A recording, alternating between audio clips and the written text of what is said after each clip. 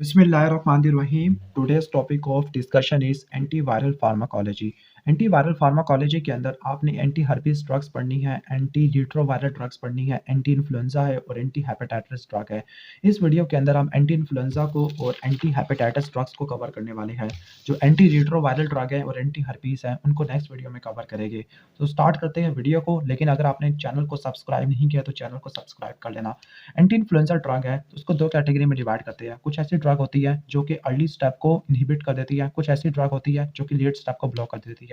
मैंने ब्रैकेट में 48 आवर और 24 आवर लिखा हुआ है। इसका क्या मतलब है? इसका मतलब ये है कि एक्सपोजर के बाद हम इतने ड्यूरेशन तक अगर ड्रग अप्लाई करते हैं तो ये इफेक्टिव होती है। ठीक हो गया, यानी सिम्टम को रिड्यूस कर सकती है, इन्फ्लुएंजा के, नज़ला के, जुकाम को खत्म कर सकती है।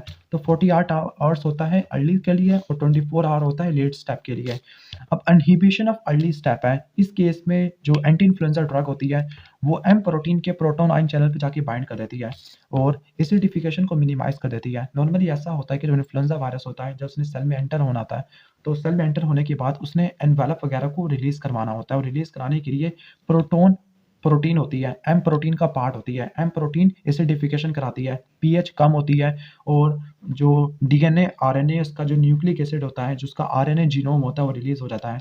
लेकिन जब एसिडिफिकेशन नहीं हो पाएगी तो वायरस की अनकोटिंग नहीं हो पाएगी। जब वायरस की अनकोटिंग नहीं हो पाएगी तो इसका आरएनए रिलीज नहीं हो पाएगा।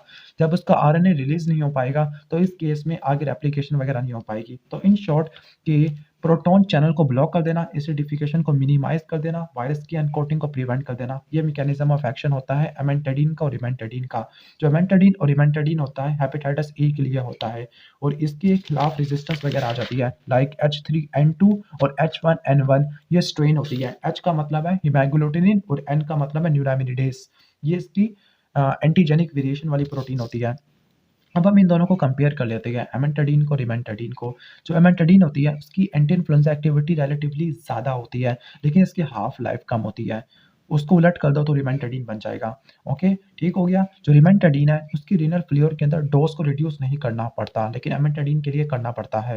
ओके, तो ये तो हो जाएगा इनकी डिफरेंस का। इनकी कंबाइंड टॉक्सिसिटी वगैरह को कवर कर लेते हैं। तो इनकी कंबाइंड टॉक्सिसिटी के अंदर एटेक्सिया है, स्लर्ड स्पीच है, जीआईटी इरिटेशन है और डिजीनेस होती है। रेजिस्टेंस वाली स्ट्रेन आपको बता चुका हूँ, H3N2 और H1N1 थी। तो ये तो था अर्ली स्टेप। अब बारी है लेट स्टेप की। तो जो लेट स्टेप है उस केस में जो ड्रग होती है वो 24 घंटे के अंदर अंदर काम करती होती है, सिम्टम को रिड्यूस कर सकती है।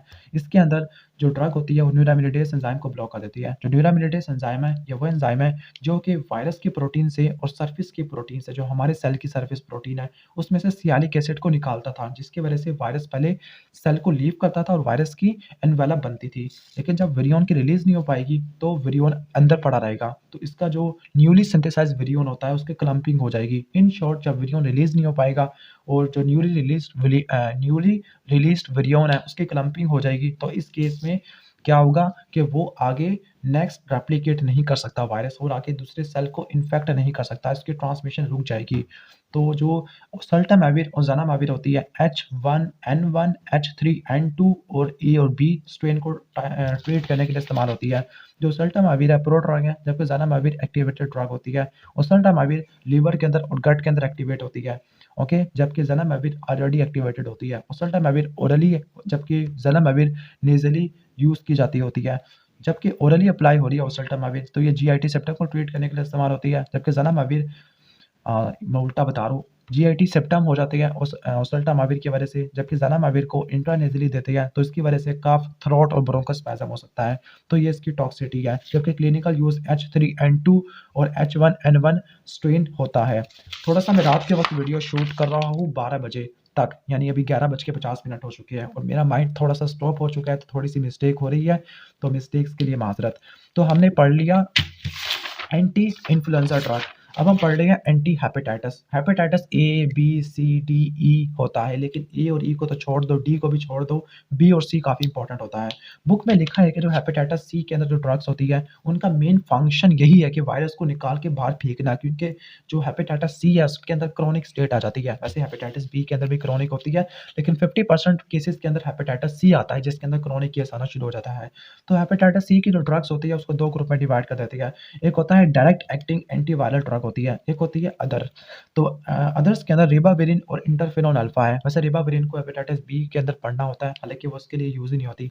रिबाविरिन और इंटरफेरॉन अल्फा इनका जो कॉम्बिनेशन होता है, ये क्रोनिक हेपेटाइटिस सी को ट्रीट करने के लिए इस्तेमाल होता है। स्पेसिफिकली उन पेशेंट के अंदर जिनके अंदर कंपनसेटेड लिवर डिज़ीज़ है। अब कंपनसेटेड लिवर डिज़ीज़ क्या होती है, इसको स्पेशल पैथोलॉजी में पढ़ना है। तो रिबाविरिन और interferon alpha chronic hepatitis C के लिए हो गया, और इसके अलावा एक पूरा ग्रुप आता है डायरेक्ट एक्टिंग एंटीवायरल ड्रग्स के अंदर, जो कि हेपेटाइटिस सी वायरस के अंदर जो प्रोटीन्स होती है और इसके जीनोम उसको टारगेट कर देती है, वायरस की रेप्लिकेशन को मिनिमाइज़ कर देती है। इसके अंदर 4 ग्रुप होते हैं, लेकिन मैंने इसको 3 में डिवाइड कर दिया है। एक होता है कि NS5A, फिर NS5B आरएनए पॉलीमरेज़ और NS3A और 4A प्रोटीज़ इनहिबिटर। तो NS5A, जो NS5A है, ये आरएनए बाइंडिंग प्रोटीन होती है। तो जो NS5A इनहिबिटर होती है, ये आरएनए बाइंडिंग प्रोटीन को इनहिबिट कर देती है, जिसकी वजह से आरएनए पॉलीमरेज़ की एक्टिविटी कम हो जाती है।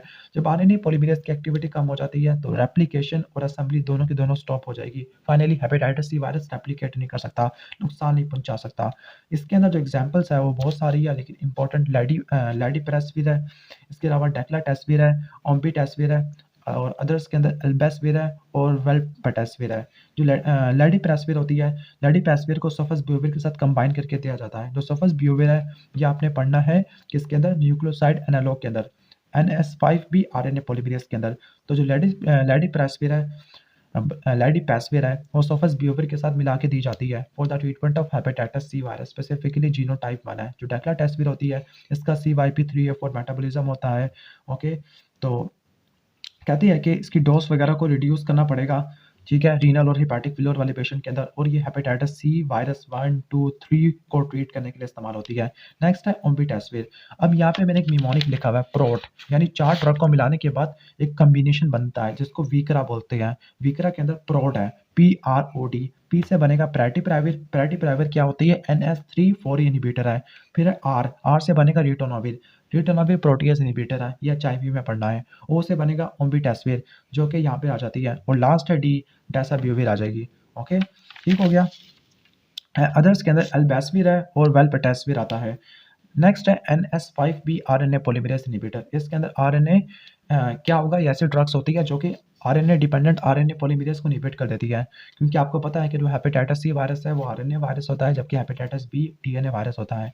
पोस्ट ट्रांसलेशनल प्रोसेसिंग मिनिमाइज़ हो जाती है, हेपेटाइटिस सी वायरस की रेप्लिकेशन नहीं हो पाती। इसको 2 में डिवाइड कर देते हैं, न्यूक्लियोसाइड एनालॉग और non nucleoside analogue. Nucleoside analogue के अंदर सल्फास्बियोविर है, जबकि नॉन न्यूक्लियोसाइड एनालॉग के अंदर डेसाबियोविर आ जाती है। जो सल्फास्बियोविर है, हेपेटोसाइट में एक्टिवेट होती है, चेन को टर्मिनेट कर देती है। 1, 2, 3, 4 चारों जीनोटाइप को उड़ा देती है सल्फास्बियोविर, और सल्फास्बियोविर को लाइडिपेस्विर के साथ कंबाइन करके देती है। ओके, जो डेसाबियोविर होती है, ये वीकरा के अंदर आ जाती है, आपको पहले एक्सप्लेन कर चुका हूँ। इसके बाद है NS3/4A प्रोटीज़ इनहिबिटर। तो ये सेरीन प्रोटीज़ को इनहिबिट कर देते हैं, जो आगे पोस्ट ट्रांसलेशनल मॉडिफिकेशन प्रोसेसिंग वगैरह करवाता है। इसके अंदर ग्राजोप्राविर है, पैरेटिप्राविर है और सिमिप्राविर आ जाता है। जो ग्राजोप्राविर है, इसके पास कुछ पेक्युलैरिटीज़ होती है, कुछ स्पेशल प्रॉपर्टीज़ होती है, लाइक ये पैन जीनोटाइपिक एक्टिविटी है, यानी सारे जीनोटाइप वाली एक्टिविटी को उड़ा देती है हेपेटाइटिस सी वायरस के अंदर। ओके, इसके अलावा जो रेजिस्टेंट वेरिएंट्स होते हैं, लाइक पता नहीं अजीब सा वेरिएंट लिखा हुआ है, इसको रट्टा ही मार लो। ओके, तो उसको ट्रीट करने के लिए इस्तेमाल होती है, और एल्बेस्विर कॉम्बिनेशन के साथ देते हैं, यानी एल्बेस्विर के साथ मिला के देते हैं for the treatment of type 1 and type 4 hepatitis C virus genotype. ठीक हो गया, ठीक है। लेकिन आपने ग्राजोप्राविर को इन 4 कंडीशन के अंदर नहीं देना या डिसकंटिन्यू कर देना है। फॉर एग्जांपल, अगर किसी का लीवर इम्पेयर्ड हो गया है, मॉडरेट या सीवियर इम्पेयरमेंट है, या कोई इनहिबिटर ले रहा है OATP का, या CYP3A4 मेटाबॉलिक इंड्यूसर या इनहिबिटर है, या इफाविरिन्स ले रहा है। इफाविरिन्स क्या होती है, efavirenz non nucleoside reverse transcriptase inhibitor है, इसको भी आपने एचआईवी के साथ पढ़ना है। इन 4 कंडीशन के अंदर अगर कोई इन 4 कंडीशन को फॉलो कर रहा है, तब आपने ग्राजोप्राविर को डिसकंटिन्यू करवा देना है। टॉक्सिसिटी के अंदर EST बढ़ जाएगा, लीवर डैमेज हो जाएगा, फटीग है, हेडेक है, नोजिया है। अदर ड्रग्स के अंदर पैरेटिप्राविर है और सिमिप्राविर आ जाएगा। उसके बाद हेपेटाइटिस बी की फार्माकोलॉजी है। अब ये जो ड्रग्स होती है, ये सप्रेसिव होती है, ना कि क्यूरेटिव होती है, यानी ये इसके क्लिनिकल इन्फेक्शन को सप्रेस कर देती है। अब इसके अंदर बहुत सारी ड्रग होती है।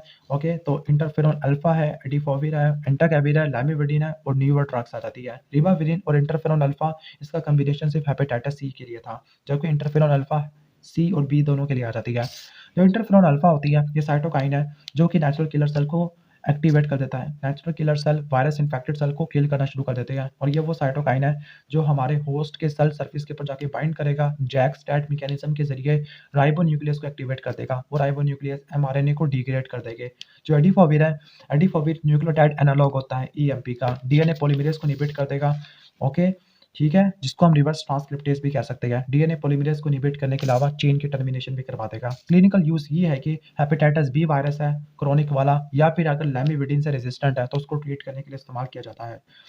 टॉक्सिसिटी के अंदर नेफ्रोटॉक्सिसिटी है, लैक्टिक एसिडोसिस है, हेपेटोमेगाली है और स्टेटोसिस है। ये टॉक्सिसिटी तो मैंने इसकी एडिपोविर की बता दी थी। इंटरफेरॉन अल्फा को पढ़ रहे थे हम। तो इंटरफेरॉन अल्फा को पारेंटेरल एडमिनिस्ट्रेशन करते हैं, लाइक इंट्रामस्कुलर फॉर्म में देते हैं तो स्लो एब्जॉर्प्शन होती है और किडनी के अंदर प्रोटियोलिटिक हाइड्रोलिसिस होते हैं तोड़ने के लिए। ओके, लेकिन इसकी जो पिगालेटेड फॉर्म होती है उसका ये एडवांटेजेस होता है कि आपको हफ्ते में 1 डोज़ देनी पड़ेगी और हाफ लाइफ बढ़ जाएगी। इंटरफेरॉन अल्फा के क्लिनिकल यूजेस को देख लेते हैं। तो जो पिगालेटेड फॉर्म होती है रिबाविरिन के साथ मिला के, तो वो क्रोनिक हेपेटाइटिस सी के लिए, जबकि पारेंटरल कैपोसिस सार्कोमा और पैपिलोमेटस डिजीज़ के लिए, लाइक कोंडाइलोमेटा कोमिनेटा को ट्रीट करने के लिए इस्तेमाल होती है। जो टॉपिकल है वो जेनिटल वार्ड्स को ट्रीट करने के लिए इस्तेमाल होती है। टॉक्सिसिटी के अंदर जीआईटी इरिटेशन है, फ्लू लाइक सिंड्रोम है, न्यूट्रोपिनिया है, थायरॉइड डिसफंक्शन होता है, एलोपीकिया होता है और प्रेगनेंसी में कॉन्ट्राइंडिकेटेड होती है। एडिफाविर को हम ऑलमोस्ट कवर कर चुके हैं। इसके बाद है एंटाकेविर। जो एंटाकेविर होता है गुआनोसिन एनालॉग है, ठीक हो गया। डीएनए पॉलीमरेज़ इन्हिबिटर है, एचआईवी और हेपेटाइटिस बी वायरस दोनों के अंदर आता है। लैमिविडिन ये भी एचआईवी और हेपेटाइटिस बी वायरस दोनों के अंदर आता है। जब इसकी डोज़ कम आती है तब ये हेपेटाइटिस बी वायरस के लिए, लेकिन डोज़ को बढ़ाते हैं तब ये एचआईवी को ट्रीट करने के लिए इस्तेमाल होता है। न्यूअर ड्रग के अंदर टेल्विविडिन और टिनोफाविर है। टिनोफाविर याद करना कि इसकी वजह से फैनकोनी सिंड्रोम होता है, ये भी एचआईवी के अंदर हमने पढ़ा था। जबकि टेल्विविडिन थायमिडिन एनालॉग होती है, ट्राइफॉस्फेट के अंदर पहले एक्टिवेट होगी तब ये हेपेटाइटिस बी वायरस को इनएक्टिवेट कर देती होती है। जबकि टिनोफाविर लैमिविडिन या एंटाकेविर रेजिस्टेंट स्ट्रेन को ट्रीट करने के लिए इस्तेमाल होती है। जबकि लैमिविडिन रेजिस्टेंट स्ट्रेन को ट्रीट करने के लिए हम एडिपोविर डिबोवॉक्सिल को यूज़ करते हैं। तो ये पार्ट 1 वीडियो है जिसके अंदर आपने एंटी इन्फ्लुएंजा और एंटी हेपेटाइटिस ड्रग्स को कवर किया है। तो पार्ट 2 वीडियो इंशाल्लाह ताला कल अपलोड कर दूँगा। तो अगर आपको वीडियो अच्छी लगी है तो वीडियो को लाइक कर देना, चैनल पे नए हो तो सब्सक्राइब कर देना।